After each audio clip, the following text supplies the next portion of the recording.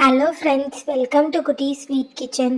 இன்றைக்கி நம்ம ராகி சிமிலி உருண்டை எப்படி செய்யலான்றதை பற்றி பார்க்கலாம்.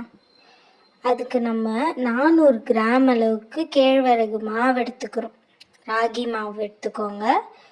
250 கிராம் வேர்க்கடலை, நல்லா வறுத்த வேர்க்கடலையாக வச்சுருக்கோம். அப்புறம் நாங்கள் கம்மியாக தான் சுகர் சேர்க்குறோம், அதனால் 1.5 கப்பு வெல்லம் பவுடர், இடித்த வெல்லம். அப்புறம் 250 கிராம் எள்ளு, கருப்பு எள்ளு எடுத்துக்கிறோம். உப்பு தேவையான அளவு. இப்போ நம்ம மாவு பிசைஞ்சிடலாம். ஃபஸ்ட்டு நம்ம கேழ்வரகுல ரொட்டி செய்யணும். அதுக்கு கொஞ்சம் கொஞ்சமாக தண்ணி விட்டு கேழ்வரகு மாவை பிசைஞ்சிக்கலாம் நம்ம உப்பு போட்டு. இந்த மாதிரி நல்லா பொறுமையாக பிசைஞ்சு எடுத்துக்கோங்க. இதுக்கு சுடு தண்ணி ஊற்றணும்லாம் அவசியம் இல்லை. பச்சை தண்ணியே நீங்கள் ஊற்றி நார்மல் வாட்டர் யூஸ் பண்ணியே நீங்கள் மாவு பிசைஞ்சிக்கலாம். இப்போ ரெடி ஆயிடுச்சு பாருங்கள். இந்த மாதிரி பிசைஞ்சு வச்சுக்கோங்க. இப்போ நம்ம கேழ்வரகு ரொட்டி போட்டுடலாம், அடை சுட்டுறலாம். இந்த மாதிரி பால்ஸ் பிடிச்சி வச்சுக்கோங்க, ஸோ தட் நம்மளுக்கு ஈஸியாக இருக்கும் ரொட்டி அடை சுடுறதுக்கு. எங்கள் மாவு அளவுக்கு 5 உருண்டை வந்துச்சு. அந்த மாதிரி உங்களுக்கு தேவையான அளவுக்கு நீங்கள் செஞ்சுக்கோங்க. சுகர் நாங்கள் ரொம்ப கம்மியாக தான் சேர்க்குறோம். நீங்கள் வெல்லம் வேணும்னா அதிகமாக கூட சேர்த்துக்கோங்க. இந்த மாதிரி கிளாத், ஒரு ஈரமான துணி மேலே நீங்கள் இந்த மாதிரி தட்டி ரொட்டி கல்லில், தோசை கல்லில் போட்டுடுங்க. அப்படி உங்களுக்கு டைரெக்டாகவே பண்ணணுன்னா கூட மாவு அப்படியே கல்லில் வச்சு கூட நீங்கள் கையிலே தட்டலாம். இது எனக்கு ஈஸியாக இருந்ததுனால நான் அப்படியே ஈர துணியில் வச்சு அப்படியே எடுத்து போட்டுட்டேன். இந்த மாதிரி அடை சுட்டுக்கோங்க. எண்ணெய் விட்டு சுட்டுக்கோங்க. கொஞ்ச நேரம் கழித்து திருப்பி போட்டு இந்த மாதிரி எவ்வளோ அடை வருதோ அவ்வளோ அடை நீங்கள் சுட்டு வச்சுக்கோங்க தனியாக ஒரு பிளேட்டில். இது ஒரு கிராமத்து ரெசிபி. ரொம்ப ரொம்ப ஹெல்த் பெனிஃபிட்ஸ் நிறையா இருக்கும். கண்டிப்பாக நீங்கள் வீட்டில் இது செஞ்சு ட்ரை பண்ணியே ஆகணும். இந்த மாதிரி 5 அடை வந்தது. இதை நம்ம ஆற வச்சிடலாம் கொஞ்ச நேரம். ஆறிட்ட பிறகு இந்த மாதிரி குட்டி குட்டியாக கட் பண்ணியோ பிச்சியோ போட்டு வச்சுக்கோங்க.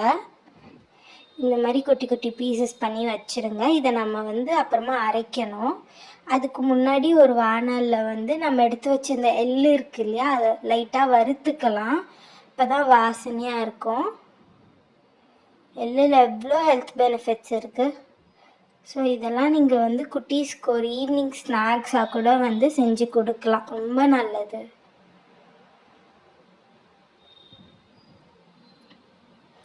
இந்த மாதிரி ரோஸ்ட் பண்ணி எடுத்து தனியாக வச்சுக்கோங்க. இப்போ நம்ம எல்லாம் எடுத்து வச்சிருந்த பொருளெல்லாம் கொஞ்சம் கொஞ்சம் பேட்சாக மிக்சிலே போட்டு அரைச்சி நம்ம செஞ்சிடலாம். கொஞ்சமாக வேர்க்கடலை, கொஞ்சமாக வெல்லம், கொஞ்சமாக நம்ம எடுத்து வச்சிருந்த அடை, அந்த மாதிரி நான் ஒரு 3 பேட்சாக பிரித்து அரைக்க போகிறேன். அந்த மாதிரியே நீங்களும் பண்ணிக்கோங்க. எள்ளையும் ஆட் பண்ணி கொஞ்சம் கொஞ்சம் பேட்சஸாக போட்டு நீங்கள் அரைச்சி எடுத்துக்கோங்க. இப்போ பார்த்தீங்களா, இந்த மாதிரி ரொம்ப ஸ்மூத்தாகவும் வேணாம், ரொம்ப குறவும் வேணாம். இந்த பக்குவத்துக்கு அரைச்சி நீங்கள் வேறு ஒரு பாத்திரத்தில் போட்டு வச்சுருங்க. அந்த மாதிரி இன்னும் நம்ம 2 பேட்ச் இருக்கா, அதையும் அரைச்சிடலாம். இந்த கேழ்வரகு சிமிலி உருண்டையில் இருக்கிற ஹெல்த் பெனிஃபிட்ஸே அவ்வளோ இருக்குங்க. போன் ஹெல்த் இம்ப்ரூவ் பண்ணும், சுகர் லெவல்ஸை கண்ட்ரோல் பண்ணும், கொலஸ்ட்ரால் மெயின்டைன் பண்ணும். அதே மாதிரி எள்ளில் பிபி கண்ட்ரோல் பண்ணும், விட்டமின் பி அவ்வளோ இருக்குது. ஸோ இது ஒன்று சாப்பிட்டாவே அவ்வளோ ஹெல்த் பெனிஃபிட்ஸ் நம்மளுக்கு. ஸோ நீங்கள் கண்டிப்பாக ட்ரை பண்ணணும் வீட்டில். அவ்வளோ நியூட்ரியன்ஸ், ஃபைபர்ஸ், ஆன்டி ஆக்சிடெண்ட் எல்லாமே இருக்குது. ஒரு ஈவினிங் ஒரு ஸ்நாக்ஸ் ரெசிப்பியாக குட்டீஸ்க்கெல்லாம் கொடுத்தா அவங்க விரும்பி சாப்பிடுவாங்க. சுகரில் உங்களுக்கு எவ்வளோ ஸ்வீட் வேணுமோ அவ்வளோ ஆட் பண்ணிக்கோங்க. நான் வந்து ரொம்ப கம்மி, எங்களுக்கு வந்து கம்மி ஸ்வீட் தான் நாங்கள் ப்ரிஃபர் பண்ணுவோன்றதுனால நாங்கள் அவ்வளோ போட்டிருக்கோம். ஸோ இப்போ ஆல்மோஸ்ட் நம்ம எல்லா பேட்சஸும் ரெடி பண்ணியாச்சு. இப்போ உருண்டை பிடிச்சிடலாம். இந்த மாதிரி ஒரு பெரிய உருண்டை பிடிச்சிக்கிட்டாலும் ஓகே, குட்டி உருண்டையும் நான் பிடிச்சி காட்டுறேன் பாருங்கள். எவ்வளோ வாசனையாக இருக்குது.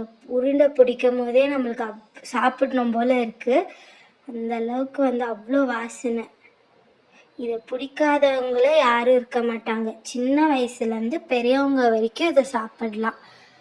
இதை நீங்கள் வந்து ஏர்டைட் கண்டெய்னரில் நல்லா ஸ்டோர் பண்ணாவே நம்மளுக்கு ஒரு 1 வீக் நீங்கள் ரெஃப்ரிஜரேட் பண்ணி கூட நீங்கள் சாப்பிட்டுக்கலாம். ஒரு 1 வீக் வரைக்கும் நல்லா ஸ்டோர் பண்ணிக்கலாம். இங்கே பார்த்தீங்களா, நம்மளோட ராகி சிம்லி உருண்டை ரெடி. இப்போ நான் உங்களுக்கு குட்டியாகவும் பிடிச்சி காட்டுறேன் பாருங்கள். குட்டீஸ்க்காக இந்த மாதிரி குட்டி உருண்டையும் நீங்கள் பண்ணிக்கலாம்.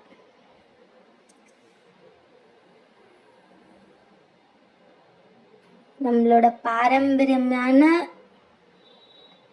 ராகி எள்ளு உருண்டை தயார், சிம்லி உருண்டை.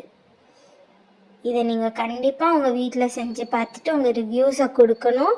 வேறு ஏதாவது ரெசிபீஸ் ஏதாவது செய்யணுன்னாலும் நீங்கள் கமெண்ட் பாக்ஸில் சஜஸ்ட் பண்ணலாம். தேங்க்ஸ் ஃபார் வாட்சிங். பிடிச்சிருந்தா like, share and subscribe. Thank you.